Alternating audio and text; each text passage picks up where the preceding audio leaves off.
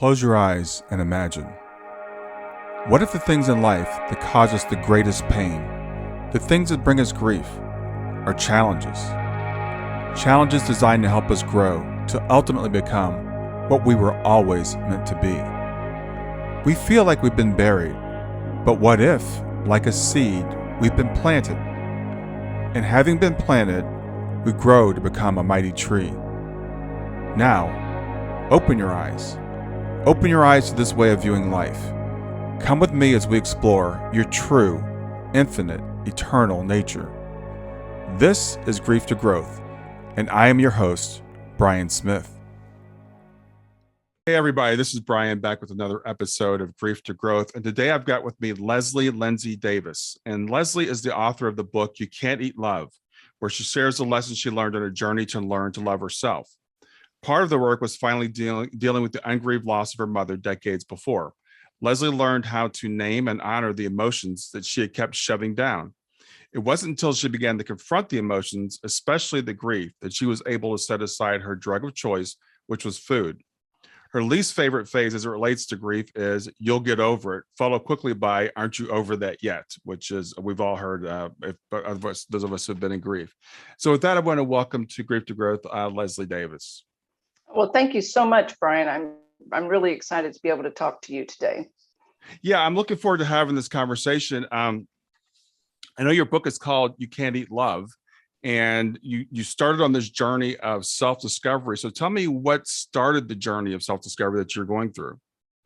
Well, actually, it started with a moment of grief, if you want to know the absolute truth. About 6 years ago, my oldest son decided he didn't want to have a relationship with me anymore. And my father had died just a couple of months before that.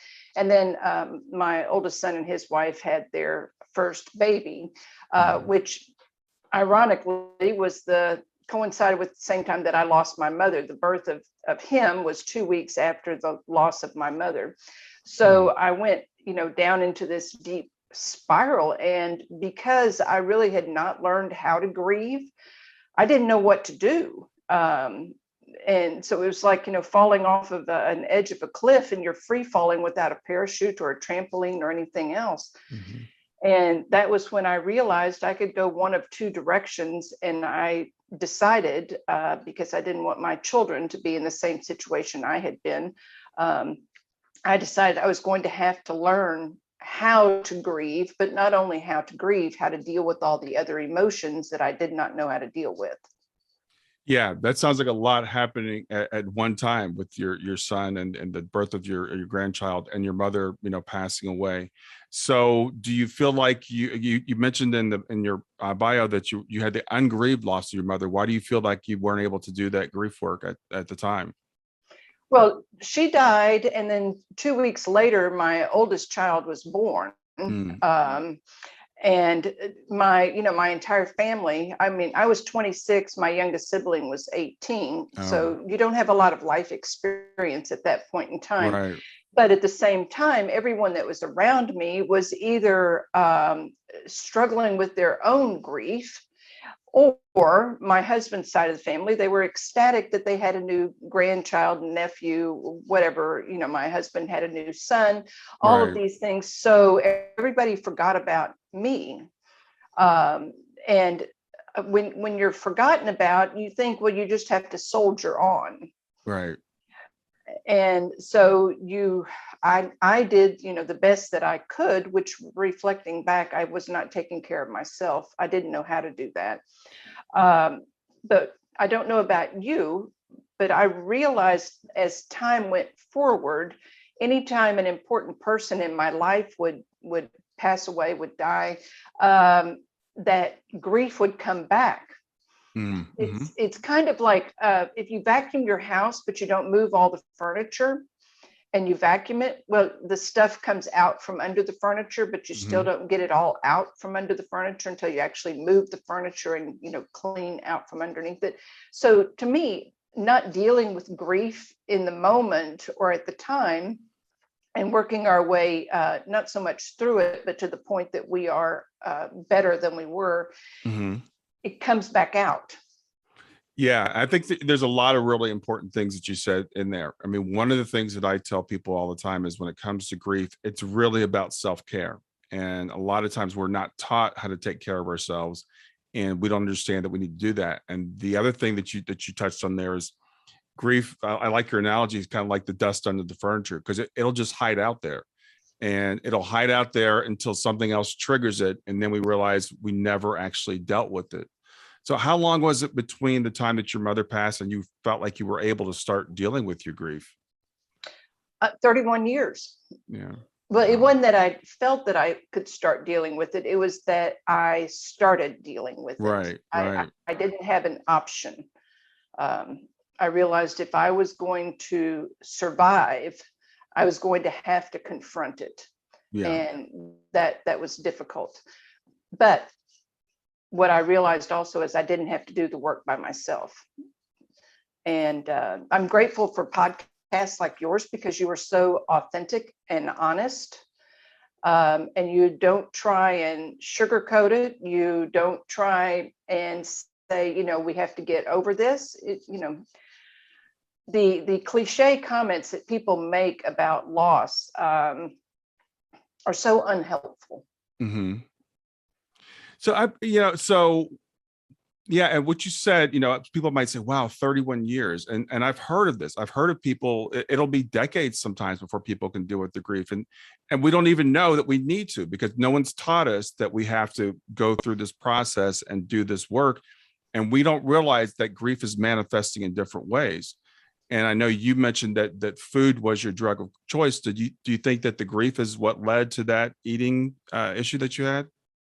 Well, grief was just a part of it because I didn't know how to deal with any other emotions. Grief is Hmm. just one of those major emotions. And as I was preparing to talk to you today, one of the thoughts that came to my mind is even as young children, we're not taught how to grieve the small losses. And Yeah. we Wow. experience loss in small ways from the time that we're young. It can be that we either lost a toy or a toy broke and it was a toy that we enjoyed playing with, or we moved or a friend moved. It can be that we're changing schools. There are all these little teeny tiny losses that happen in our life that we're not taught how to acknowledge, how to address, and how to mourn those tiny losses. Hmm. And so we really never have the opportunity to learn how to experience, how to enjoy joy. For example, we don't really know how to experience happiness. There's this wide range of emotions that we really are not taught how to experience. Grief just happens to be, to me, like the giant elephant in the room, Right. Right. because it's the one that nobody wants to touch. But I was thinking, part of what you're doing, I believe, is so beneficial to people. And I don't want to put words in your mouth, but this is just, the thoughts that I've had as I've listened to you. Um, what you were doing is you're taking this elephant and you're putting it in the middle of the room and you're saying, everybody, let's look at this thing. Hmm. And we can circle back around. And if we can get to small children, or even children before they hit the teenage years, and start teaching them how to mourn things and acknowledge that they are mourning them, well, then when something of great magnitude, such as the loss of your daughter, the loss of my mother, the loss of a very close loved one of those huge losses happens, we are not hamstrung. Yeah. We already have some of the tools. We already have some of the ability to be able to do what we need to do in order to cope with that. Yeah. Yeah. Again, some excellent points you made in there. We don't teach our children emotional intelligence. We don't teach people how to deal with uncomfortable emotions. So we tend to stuff things down. We tend to ignore things. We tend to self-medicate, all these different various things that we do to deal with them. And it kind of seems to work for a while until this major thing comes along that just then we have no clue. We have no tools on how to deal with it, and it blows us away. And then and as you said, people say to you, well, aren't you over that yet? Or, don't worry, you'll get over it. Time heals all wounds. We've all heard that. And what I say to people is time allows you to heal all wounds, but time on its own does not heal all wounds. It just doesn't happen magically. Grief is work, you know, and I tell people that it's a process we have to go through. Well, very much so. And I can remember my now ex-husband, this is just among the many reasons he's an ex. 5 years after my mother had died, it was Mother's Day, and I was feeling very, very, very sad. And his comment was, "Aren't you over that yet?" Mm-hmm. And I felt ashamed. I Mm-hmm. really did. I felt ashamed that I was not over that yet. Yeah. And truthfully, it wasn't until probably 15, maybe 20 years ago, when I read the book Motherless Daughters, that I understood that what I was feeling was normal, Mm-hmm. that I wasn't crazy, that what I was feeling was normal. We don't get over these things. Oh my gosh, that just makes me crazy. You'll get over this. No, you don't get over it. You may get through it, Mm-hmm. Right. Right. but you're not over it. One day may be better than the next day. I tell Mm-hmm. people that grief is like being in the middle of an ocean and you've got a life jacket on. And some days the ocean is, relatively calm and you're just kind of bobbing along and you're very comfortable. Other days the waves get a little bit bigger. And then there are those days when a tsunami hits you out of Mm-hmm. nowhere, Yeah. out of absolutely nowhere, and you were slammed to the bottom of the ocean floor and you are struggling with everything that you have to get back to the surface. Mm-hmm. And I realized that not having the tools, not having the vocabulary, also not having the self-love to be able Mm-hmm. to say, you know what, this is how I'm feeling right now. I need to just take a moment. I need to discover what caused me to feel this. Because as you mentioned, different things will trigger us and they Mm-hmm. can come absolutely out of the blue. It can be a commercial. Yeah. Yeah. It can be a billboard that you drive past. It can be a word that somebody says in such a way that it reminds you. And I discovered that if I wasn't going to take the time to learn how to take care of myself in those moments, I was going to continue being slammed to the bottom of the ocean floor with no ability to get myself back up to the top. So Yes. it's not that we don't go to the floor. It's not that we don't have the tsunamis. It's a matter of, what do we do after that happens? How do we take care of ourselves after that happens? How do we talk to ourselves? How do we allow other people to speak to us? When those people say, well, aren't you over that yet? Well, no, of course I'm not over it. This person was extremely important in my life. So why would you think that I would be over it? And then we walk away. Mm-hmm. Yeah. Yeah, I think what you said is very profound, and you know what I try to do with people is I try to be very transparent about things, because sometimes people will look at me and say, "Oh, you've healed this, you've worked, you're all done, and you're over it." And I'm like, "No, I still have bad days, I still have bad moments." The thing is, we can't always stay on balance, but we learn how to return to balance more quickly. So you're right, and I love that analogy, and I've used it, myself, about the waves. And I tell people, the first part of the grief, the waves are just, they're unpredictable and they're just slamming you all the time. They get farther and farther out. They become more predictable, but there's still times when they just, things will hit you out of the blue. There's still times when, like you said, a word or a phrase or a commercial or whatever it is that can trigger a memory that can take us right back to that moment. And it's important that people understand that doesn't mean you're going crazy. It doesn't mean you haven't done the work properly, because these people are important to us. So I'm going to miss my daughter for the rest of my life, as I'm sure you'll miss your mother. And that's okay. And it is okay. And I think that that's one of the things that I'm so grateful that you're being very honest about grief. You're being very transparent that, it doesn't go away. I mean, you are not going to make your daughter disappear off the face of the earth simply because she is no longer walking on this physical earth. Mm-hmm. And I have gotten so frustrated with people who lose a loved one, regardless of the circumstance of how they lose them, where they try and pretend that they never existed. Yeah. Yeah. And I find that to be so sad, because that person was important. um, Yes. and they made a difference. Who they were impacted your life. And I know in my family, because none of us had the skills. I'm the oldest of six kids, and then my dad, and none of us had the skills that we needed to be able to cope with this. And Hmm. so we would tiptoe around whether or not our mother was alive or dead. Mm. Um, and she would not, it was almost, as if that name which cannot be spoken. Right. And it wasn't until I started doing the work, and then I have three sisters, until each one of them started doing a little bit of the work, that each of us in our own way was able to um, no longer pretend that our mother did not exist. But I think that that's one of the saddest things, is that people don't have the skills, they don't have the safe place Hmm. to go to honor the grief. And that's what I think that we need to do. And that's why I'm saying we need to teach small children how to mourn a loss, so that they're mourning it in a safe place, a small loss being mourned properly in a safe place, so that when they get to the big losses, they're not just absolutely devastated beyond repair. I'm not saying you're not going to be devastated, but not devastated beyond repair. Yes, yes, and that coping mechanism of pretending the person didn't exist is just everybody's walking around sad, pretending to be happy, but you don't stop thinking about that person. You can't.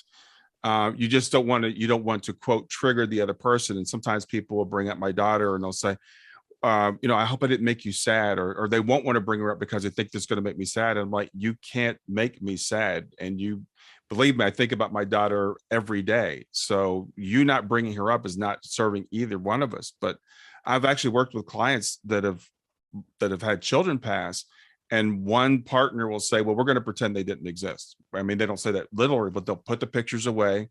They won't talk about them. And then the other person's left, just suffering tremendously, because all they're thinking about is that child that's quote not there anymore.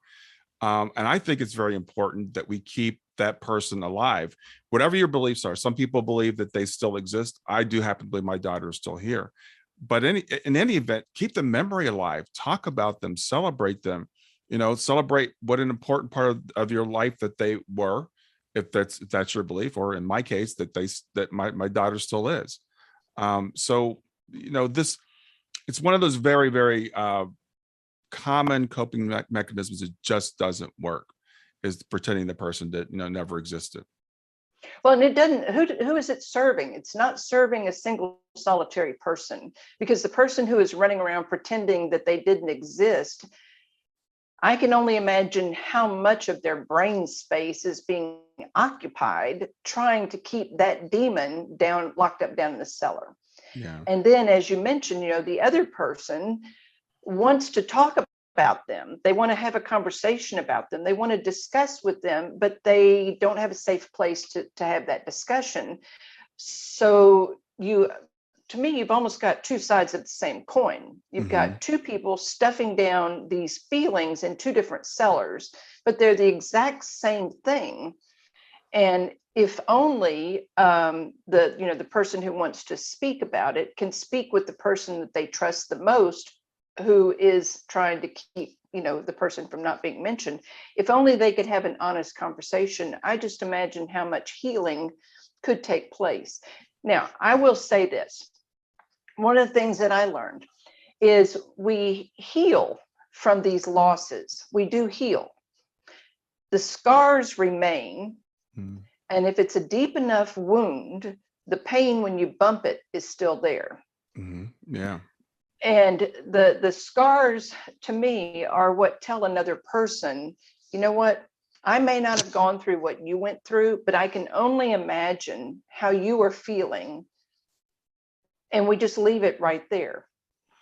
For example, our youngest son is getting married in less than a month.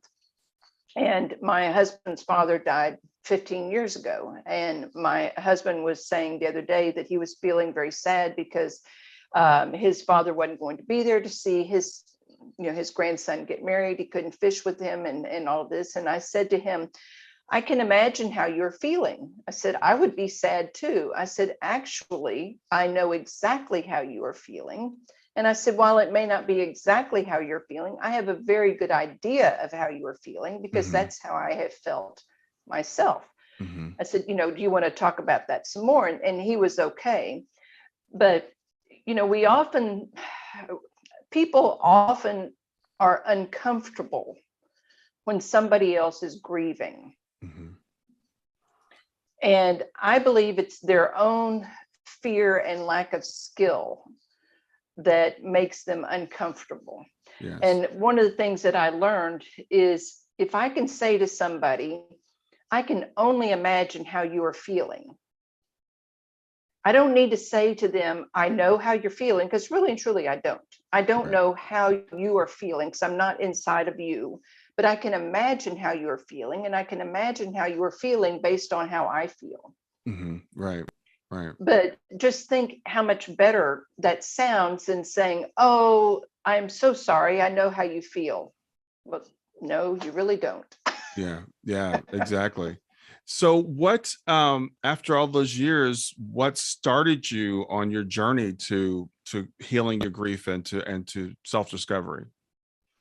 Well, I decided that I wanted to live my very best life, that if I was really going to honor my mother, who died at the age of 49, and this year, well, let's see, at the time I was 59, I decided if I was going to live my very best life and I was going to live to be 153 years old in one day, because I want to celebrate all 153 years at 12:01 on the 153rd, in one day I'll go. So that's all right.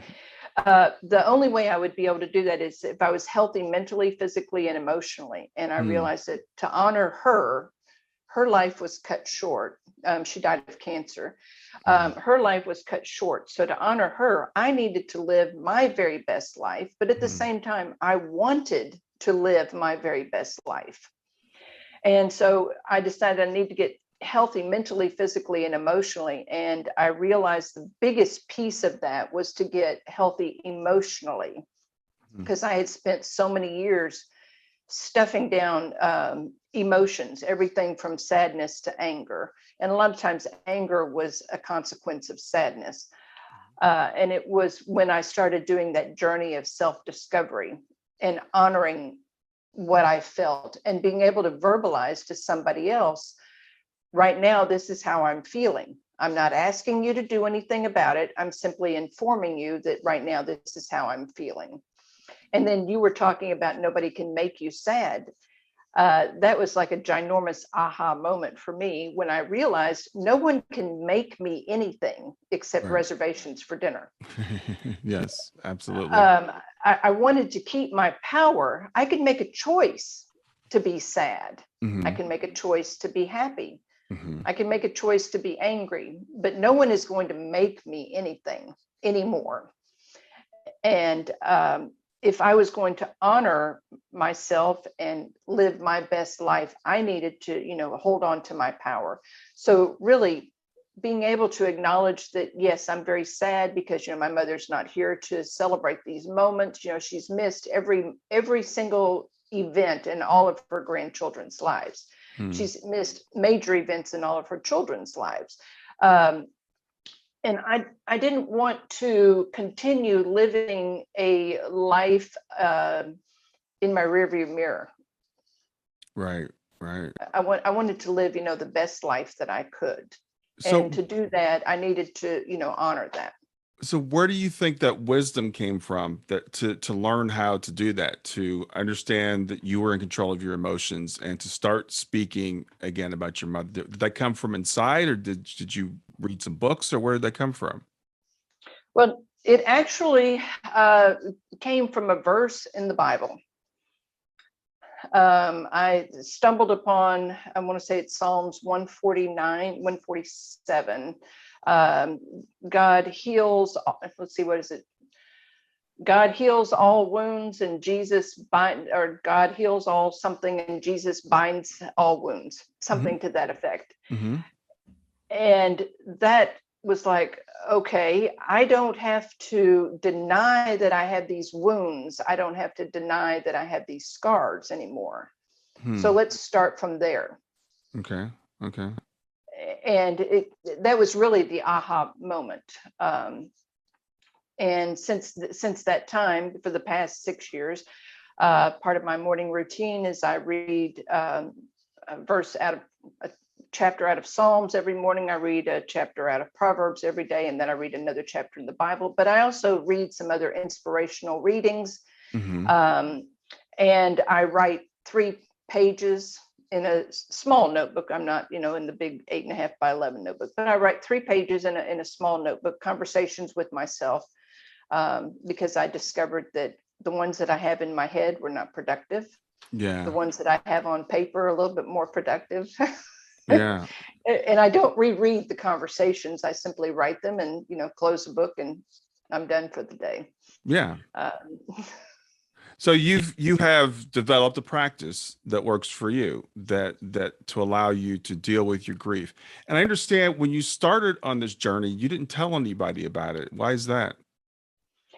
I didn't want, I mean, I don't know about you, but when we start on journeys, you end up with what I call the watching police. Hmm. Hmm. And they start watching you, and they start questioning you, and they start telling you, should you be doing that? And then the shoulds and the woulds come out, and I'm just, and I felt as if I had enough shame to deal with within myself. I had enough shoulds and woulds within myself. I didn't need the outside world contributing to the shame and the woulds and those things, Yeah. because I was battling my own stuff. I didn't need to battle the exterior stuff, because I don't know about you, but when the outside world starts questioning you, then you start questioning yourself, Yes. even if what you are doing is incredibly logical. It works. It's going to work for you. You have already determined what your reasons are. You've determined your objective, and you've got a clearly thought out plan to the best of your ability. When those people show up, don't you start questioning yourself? Well, the thing is, and this is an interesting dynamic, I think, in families. It's not a intentionally negative thing, but they always want to keep us the same. They don't really want to Yes. see us transform. It's like whether it's losing weight or quitting drinking or quitting smoking. I'm not saying they wish negative things on us, but they tend to like always put us back to where we were. They're like, this is the person that I know, for good or for bad.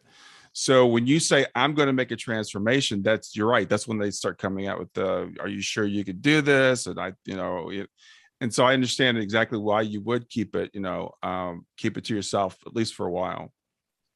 Well, and as I started making the changes, as I started, getting healthier and dealing, with some of the emotions and things like that, my husband started questioning things. What are you doing? Why are you changing? What's going on? And I Hmm. really couldn't verbalize what was going on.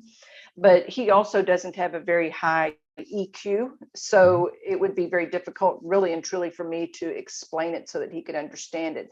He's incredibly intelligent, but his EQ is incredibly low. Uh, and so many people that we are surrounded by have very low EQs. So whenever people start doing this high level emotional work, if we're Hmm. not talking to another person who is, at moderate to high level emotional vocabulary, even, it's difficult to explain, because let's face it, our emotions come from that part of the brain that don't have any language. Yeah. It's Right. got pictures. Right. Right. And so when we start trying to explain these things to people who are logical and literal, they don't get Yeah, it. that's a really good point. And for people, I just want to fill in for people that don't know what EQ is. That's emotional quotient as opposed to intelligence quotient. So a lot of times you're right. People can be very, very intelligent and have no ability to understand emotion. And I just saw a quote, a meme with Helen Mirren the other day talking about, when you're trying to explain something to someone or trying to argue something to somebody, first begin with, do they have the ability to understand it? And some people in our life are not going to have the ability to understand what we're doing. When we say, I'm going to stop doing this and I'm going to start doing this, they will just look at you like, why? Why would you do that? We'll get back to grief to growth in just a few seconds. Did you know that Brian is an author and a life coach? If you're grieving or know someone who is grieving, his book, Grief to Growth, is a best-selling, easy-to-read book that might help you or someone you know. People work with Brian as a life coach to break through barriers and live their best lives. You can find out more about Brian and what he offers at www.grieftogrowth.com, www.growth2growth.com. If you'd like to support this podcast, visit www.patreon.com/grieftogrowth, www.patreon.com/GRIEF2growth to make a financial contribution. And now, back to Grief to Growth. Exactly, because they don't understand it. It's out of their realm of logic. Um, and that was the other thing that I discovered on the journey, is that, families, we talk about dysfunctional families and families who are loaded with dysfunction, generational dysfunction, because I started looking back at my own family. Hmm. We did not have the coping mechanisms for grief. We really didn't have the coping mechanisms for many emotions at all, going back generationally. For example, my grandfather's father died when he was pretty young, and he was, in an environment where you have to be a man. You got to man up, and men are not allowed or expected, or even encouraged to feel emotions. Mm-hmm. In my grandmother's family, on my mother's side, her father ran away with his secretary when she was young.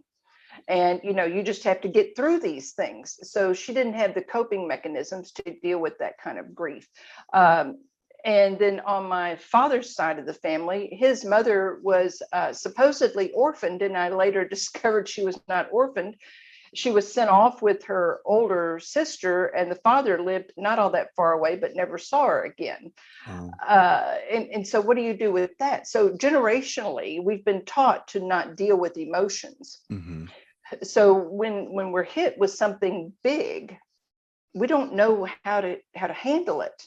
And so the work that you were doing is so very, very important, because the less connected we become, which is what I believe is happening, even though we've got the Zoom and telephones and all that, we actually are becoming less connected. Mm-hmm. The work that you were doing actually is going to benefit people in so many ways, because you're giving people skills that generationally they don't have. And Yeah. then you stop and you pause and you think, well, if I'm looking back at the generations that went before me, of course I don't have these skills. Right. And if we Right. look at the skills, of the people that are around us, well, of course they don't have those skills. So when we start doing something different, we're pushing the boundaries, we're changing the rules. Yeah. And not only that, but we're changing the game totally and completely. And that causes a lot of tension and discomfort. Yes. Because circling back to what you said earlier, people want us to stay where we were, where they knew us, because Mm-hmm. that's where they're comfortable. Because when we change, they have to do something. Yeah. Yeah. People, human beings do not like change. And, I really appreciate what you said about the generational things. My grandmother lived with us when I was growing up. And she used to say, because my grandmother was a very stoic person, didn't express much emotion, but she had enough emotional intelligence to understand that she didn't know how to express emotion. And I remember her saying to my mother, I had a mean stepmother, but you have books, you have TV, you have things that you can learn tools from, so you can do differently than I did. And I still remember my grandmother saying that, and I was probably 10 or 12 years old, and it's affected me even to this day, because I realized this is something that I'm going to have to learn. When I was in my 30s or so, I was going through, it's like a midlife crisis or whatever, and I found a book from a guy that I was so excited about. It was a guy named John Elridge, and the book was called Wild at Heart, and it was about how men bonding with their fathers and emotions and all that kind of stuff. So I remember giving the book to my father, and he just could not understand it, just didn't get it. No blame, no judgment, because that's where they're coming from. That's where that generation is coming from. So I realized, in my generation, at least for me, I've got to I've got to do something different. And it has to be intentional. So I had two girls, and I'm like, I'm going to be different with my girls. I'm going to make the decision to be different. So I'm saying this, and I know that you're saying kind of the same thing to people. You've got to make that decision.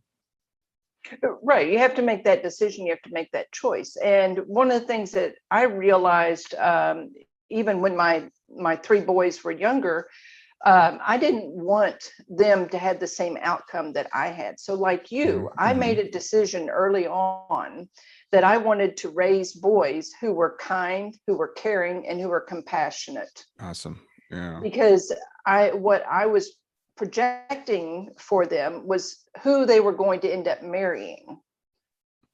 And I wanted them to marry someone who was also kind, compassionate, and caring. Well, if they are not kind, compassionate, or caring, they're not going to be seeking out or attracted to, or the person that is attracted to them is not going to be kind, compassionate, and caring. But they also needed to have enough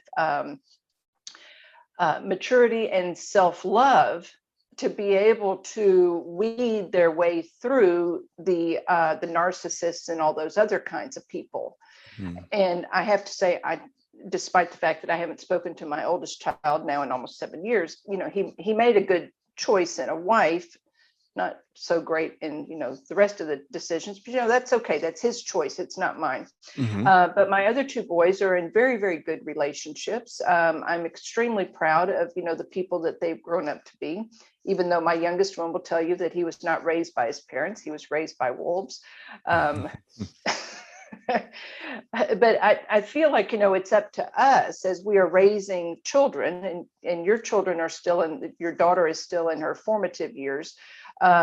We've got to establish boundaries and also teach them to look for people who are going to support them emotionally.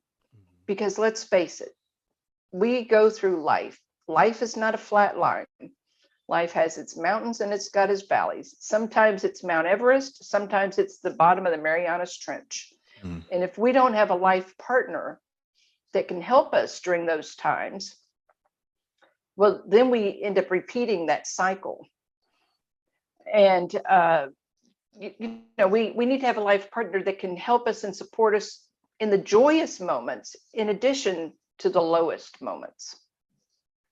Yeah, absolutely. So I'm curious, when you began your journey, what did you expect the outcome to be? And did it turn out to be what you expected it to be?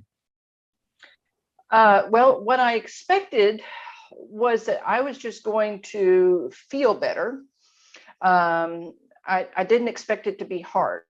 I will tell you that. I thought it was going to be, okay, I'm going to do these few things, and in a couple of months, it's all going to be over with, and it's going to be great. Well, I don't know about you, but when I started doing the hard work of the hard work, which is being honest with myself about my emotions, my feelings, learning how to take care of myself, learning how to verbalize those things.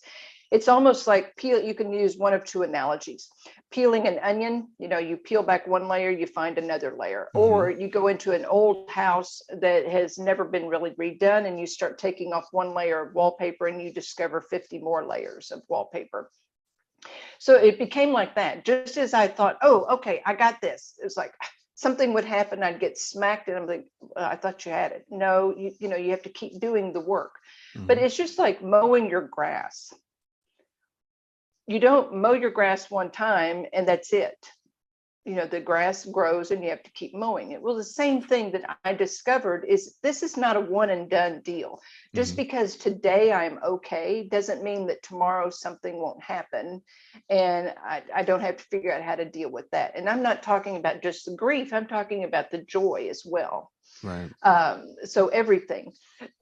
So here we are 6 years later since I began the journey, and I'm still doing the work. And how do I do that? I read books, I listen to podcasts, I read magazines, I write. I do, things to help me become a better version of myself, so that each day I'm working to become a better version of myself with the understanding this is not a one and done. Right. Yeah. That's a really good answer. And I think that's really, that's what being human's about. It's about always improving and always being better. And, and I think, when people say I'm the same as I was 20 years ago, I'm like, well, that's a real shame, because I hope I'm not the same in 20 years. Hopefully I'll look back, in 20 years and say, I didn't know, there's so much more I've learned, and I learn new things every day. And I like, and it's work, but it's not a grind. I mean, it can become, a pleasurable thing. And the things that you're doing sound like all similar to the things that I do, and I do them on a daily basis, but I do them because I'm starting to see the benefits from it. And you might not see them at the very beginning, but after a while, you kind of look back at yourself of 5 or 6 years ago and say, oh, okay, I can see that I've grown some since then. Well, and also just like, riding a bike or doing anything else, the more we practice, because truthfully, this is a lot of practice. We've got to practice the things that we're doing. It's not a one and done, but the more we practice, the easier it becomes for us. And then we can move to that next level. So, for example, I was at a party the other Saturday, and 2 of the people there had just lost a loved one. One, it was her husband, the other, it was the father. And so I greeted them and said, I'm so sorry about your husband. I can just imagine how you're feeling. She said, oh, it's okay. And I said, I paused and I looked her in the eye and I put my hand on her elbow and I said, no, it's not okay.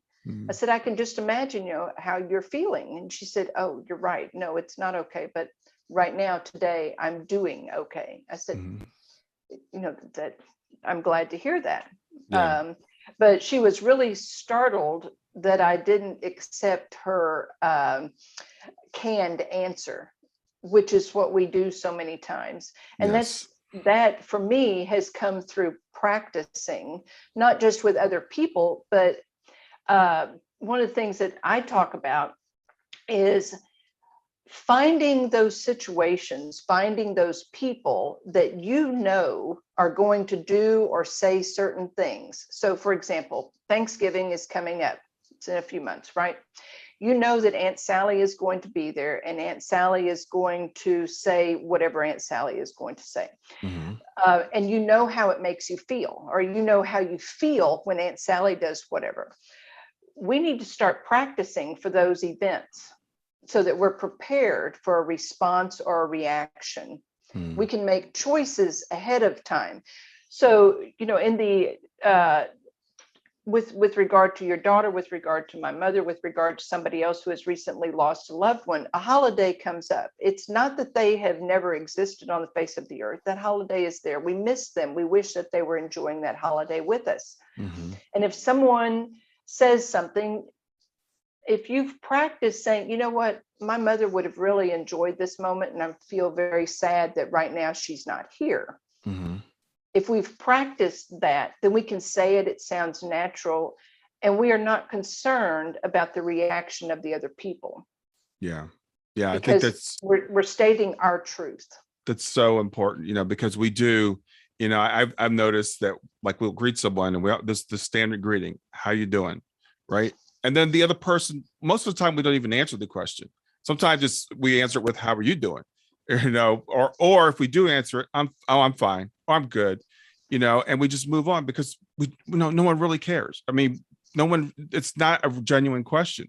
So it is fun to kind of practice that sometime and say, no, how are you really doing? I really want to know. And then you watch people's faces, you can watch their expression change. You're like, oh, you really do care how I'm doing. And then they'll tell you, that they're struggling, and it's okay. But we have this thing about, like, no one wants to make anybody else uncomfortable. I don't want to make you sad by sharing my sadness with you. But if it's a true friend, they really want to know how you're doing. Well, and talking about, how are you doing? My second son and his wife lived in the UK for 2 years. And he made the comment that he observed that most of the people over there say, you doing okay? They don't ask, how are you doing? They ask, you doing okay? And so I have switched to saying, you doing okay?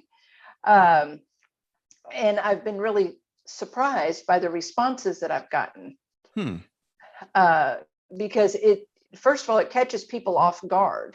because they're expecting the how are you doing, and then they just respond back to you. And if you listen to your own self when somebody asks you how are you doing, I'm fine, and you probably are not fine at the moment that they're asking, but you know that they really don't care, Right.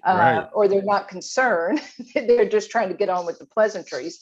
But I even had the experience where I was getting my drink at Sonic one day, and I asked the person who was handing me my drink, I said, "You doing okay?" And she paused and she just started sobbing because she had just broken up with her boyfriend, or her boyfriend had just broken up with her. But I caught her off guard, because I broke the pattern. Right. And you had an opportunity to have a genuine moment that she'll probably remember for the rest of her life. And sometimes people, those small things can really make someone else's day, that someone cares, someone, cares enough to ask me a genuine question. So Leslie, I'm curious, what made you decide to write a book? I got tired of, well, first of all, Mother's Day 2 years ago, I sat down. My youngest sister always made pies to honor our mother for Mother's Day, and I never did because I hated Mother's Day. My first Mother's Day as a mother was my first Mother's Day without my mother, so it's one of those.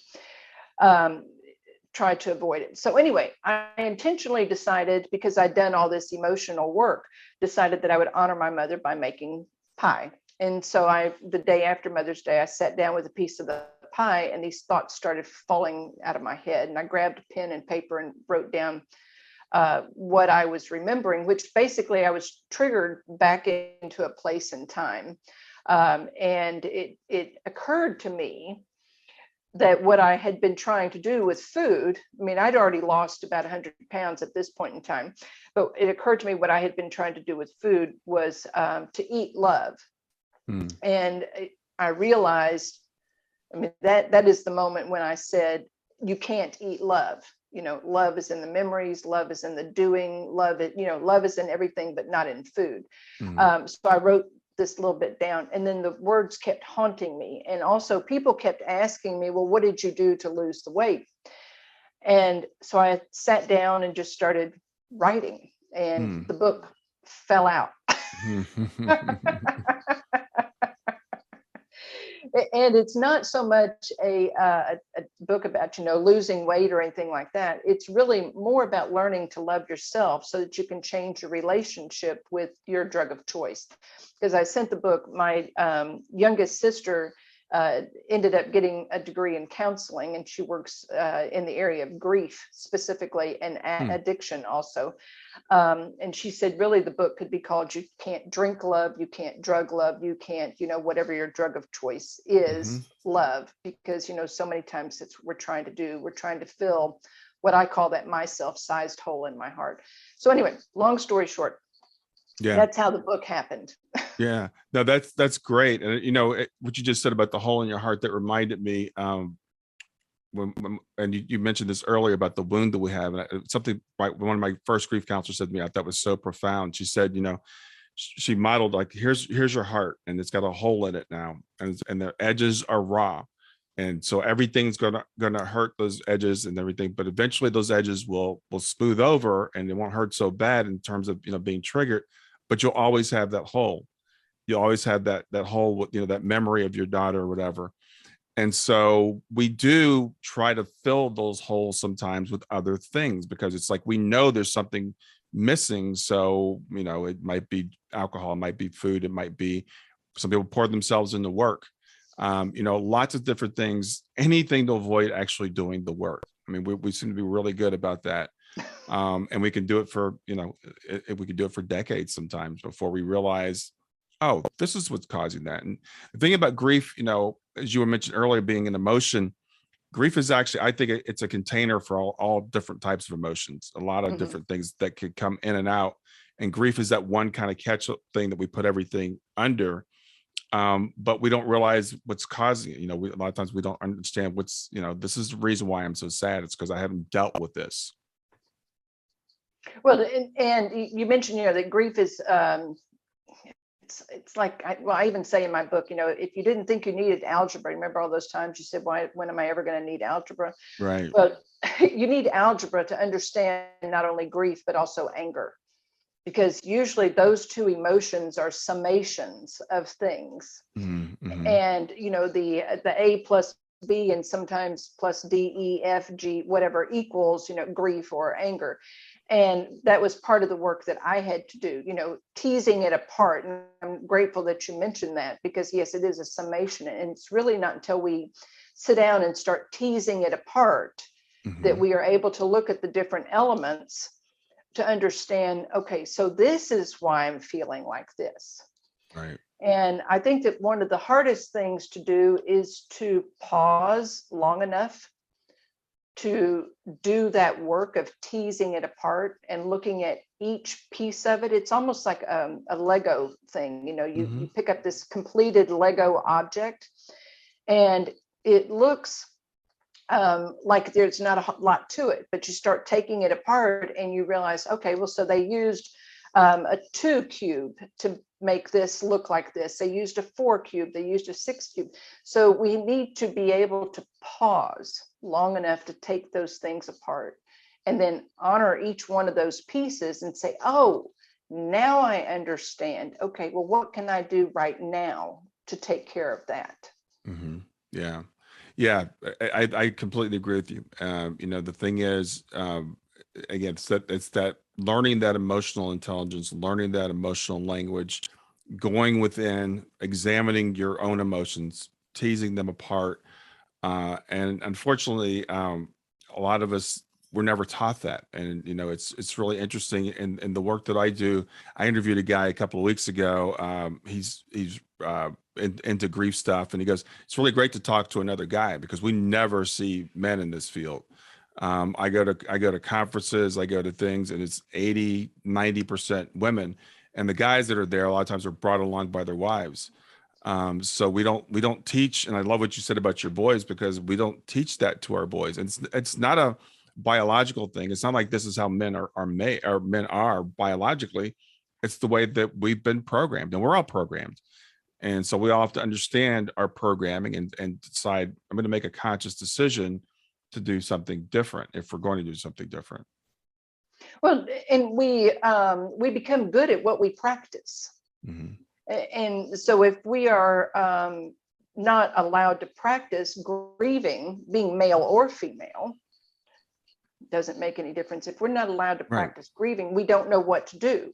Right. But now, the female of the species is usually encouraged to be a little bit more compassionate. Hmm. Guys, especially of my generation, possibly your generation, it was frowned upon.